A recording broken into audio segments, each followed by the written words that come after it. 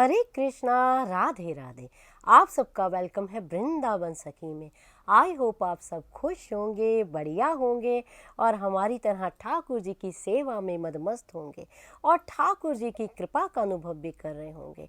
तो फ्रेंड्स, आज हम इस विषय में बात करेंगे। मुझे अक्सर आप लोगों के सबसे ज़्यादा ये क्वेश्चन आते हैं कि दीदी, गर्मियों के मौसम में गोपाल जी को किन किन चीज़ों का हम भोग लगा सकते हैं, क्या क्या भोग में लगाएं। तो आज इसी विषय पे हम वीडियो लेके आए हैं। वीडियो एंड तक आप ज़रूर देखिएगा। तो फ्रेंड्स, जैसे कि आप लोग जानते हैं, गर्मी का मौसम है और गर्मी भी अधिकतर बढ़ रही है। हर शहर का अलग अलग तापमान है, कहीं कुछ ज़्यादा है, कहीं कुछ ठंडा है, कहीं बहुत ही अधिक है। तो घर घर में गोपाल जी की भी सेवा होती है और गोपाल जी की सेवा होती है। और सेवा में मुख्य सेवा जो होती है वो होती है भोग सेवा। वैसे तो गोपाल जी की सारी ही सेवाएं होती हैं। गोपाल जी को सुलाना, गोपाल जी को उठाना, गोपाल जी को नहलाना, गोपाल जी को खिलाना, मतलब सारी सेवाएं गोपाल जी की होती है। लेकिन विशेष सेवा जो गोपाल जी की है, भोग की सेवा है। और आप लोग जानते हैं, हमारे ठाकुर जो हैं वो भोग के रसिया हैं। तो उनको जिस तरह कहते हैं ना होली के रसिया, उसी प्रकार हमारे प्यारे जो हैं भोग के रसिया हैं। उन्हें भोग अति प्रिय हैं। तो तरह तरह के भोग हम गोपाल जी को लगाते हैं। तो अब ये प्रश्न ये उठता है कि गर्मी के मौसम में हम ठाकुर जी को किस तरह का भोग लगाएं जिससे ठाकुर जी को शीतलता मिले, ठंडक मिले, गर्मी का एहसास गोपाल जी को ना हो। तो देखिए, अगर मैं अपनी बात कहूँ तो जैसे मैं सुबह उठती हूँ तो सुबह मैं रात्रि को थोड़े से बादाम, मेवे इत्यादि, किशमिश में रात्रि को ही भिगो देती हूँ और सुबह उठ के उन बादामों को छील के ठाकुर जी को भोग में, सुबह उठते ही भोग में पहले ठाकुर जी को वो देती हूँ, फिर बाद में दूध का भोग देती हूँ। तो कहने का भाव, मैं अपनी बात कर रही हूँ, आप कुछ भी, आपकी दिनचर्या कुछ भी हो सकती है, आपके भाव कुछ भी हो सकते हैं। तो हमारे यहाँ जो ठाकुर जी की सेवा होती है वो सेवा होती है सखी भाव से। हम ठाकुर जी को अपना प्रियतम मानते हैं। हमारे ब्रज के ठाकुर हैं, हमारे प्राण प्रियतम हैं और हम उनकी सखी हैं। तो सखी भाव से हमारे यहाँ गोपाल की सेवा होती है, ठाकुर जी की सेवा होती है। तो आपके भाव कुछ भी हो सकते हैं। आप पुत्र मान सकते हैं, भाई मान सकते हैं, पिता मान सकते हैं, कुछ भी अन्य भाव। कहते हैं ना, हरि अनंत, हरि कथा अनंता। तो ठाकुर जी के जितने रूप हैं उतने ही भक्तों के भी भाव ठाकुर जी के प्रति उतने हैं। तो कहने का भाव मेरा ये है कि ठाकुर जी को हम क्या दें। हमें जितने भी शीतल पदार्थ हैं जो ठंडक प्रदान करने वाले हों, जिस तरह बादाम का शरबत बना सकती हैं, गुलाब का शरबत बना सकती हैं, चंदन का शरबत बना सकती हैं, ठाकुर जी को वो दें। भोग में जैसे फलों में आप यूँ जानें, जैसे तरबूजे का भोग ठाकुर जी को, ककड़ी का भोग और ठाकुर जी को खरबूजे का भोग आप ये लगा सकती हैं। और गर्मियों में एक बात का विशेष ध्यान रखें कि ये नहीं है कि गर्मी का मौसम है और आपने ठाकुर जी को गरम गरम भोग ठाकुर जी के आगे रख दिया और कह दिया प्यारे पाओ। तो ये कार्य आप ना करें। इस बात का विशेष ध्यान रखें, अगर भोजन गर्म है तो उसको थोड़ा सा हिलाएं। आप हिला के उसकी गर्म जो हवा है उसको आप निकालें और जब वो थोड़ा ठंडा हो जाए, खाने योग्य हो जाए, तो ही आप ठाकुर जी को रोगिए। फिर इस प्यारे को कहिए कि प्यारे आप पाएं इसको। क्योंकि अब आप देखिए, अगर आप पुत्र भाव मानती हैं वो आपके भाव है, तो अगर आपका बच्चा आपके घर में छोटा होगा तो कब गरम गरम भोग आप बच्चे को दूध या कोई भी खाना आप बच्चे के आगे रख देती हैं? नहीं रखती हैं।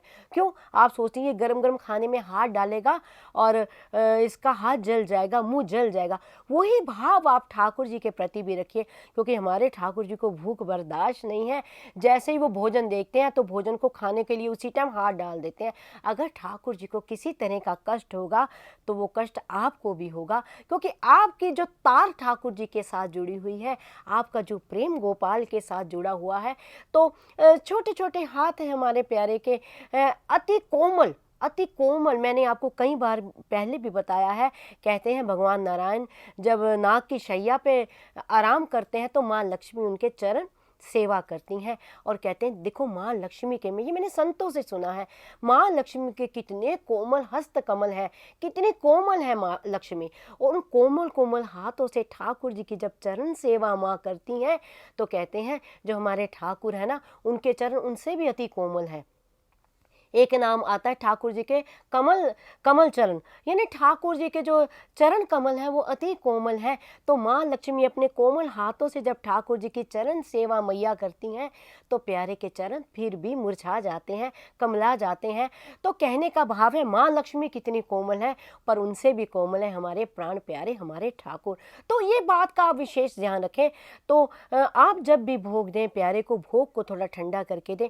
दूध दें तो दूध भी देखो, गर्मियों में दूध ठंडा और सर्दियों में दूध को गर्म ठाकुर जी को दें। और गर्म भी मैंने, अब चलो अब तो सर्दी चली गई है, गर्म भी देना तो कितना गर्म, जितना आपका हाथ उसको सह सके, यानी आप अपने हाथ में डालें, आपका हाथ जितना उसको सह सके उतना ही गर्म दूध आप जो है ठाकुर जी को दें। लेकिन गर्मियों में आपने ठंडा दूध देना है ठाकुर जी को। आप जैसे आम का दूध बना सकती हैं, बादाम का दूध बना सकती हैं। तो जितने शीतलता प्रदान करने वाले भोग हैं वो आप ठाकुर जी को दें, जिससे ठाकुर जी को शीतलता रहे। इसीलिए तो हम गर्मियों में चंदन लेप भी गोपाल जी को करते हैं। तो इस प्रकार आपने गर्मियों में ठाकुर जी की भोग सेवा करनी है। और भोग में आपने तुलसी दल अवश्य डालना है, क्योंकि बिना तुलसी के मेरे प्यारे भोग लगाते नहीं हैं।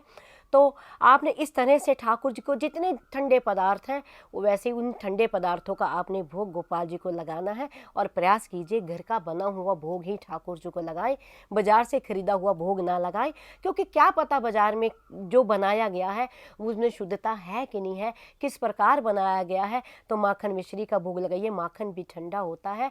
तो आई होप आपको पता लग गया होगा कि हम अपने गोपाल जी को गर्मियों में क्या क्या भोग लगा सकते हैं और किस प्रकार लगा सकते हैं।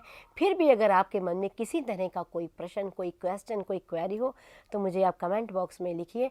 जितना मैंने संतों की वाणी से सुना है, जितना मैंने रसिकों के संग से पाया है और जितना मैंने इस प्यारे श्याम सुंदर के प्रेम में पाया है, उसके अकॉर्डिंग ही आपके प्रश्नों का उत्तर मैं आपको देती हूँ। और अगर आपको ये वीडियो अच्छा लगा हो, इस वीडियो को लाइक करना, शेयर करना, सब्सक्राइब करना ना भूलें। हरे कृष्णा, राधे राधे।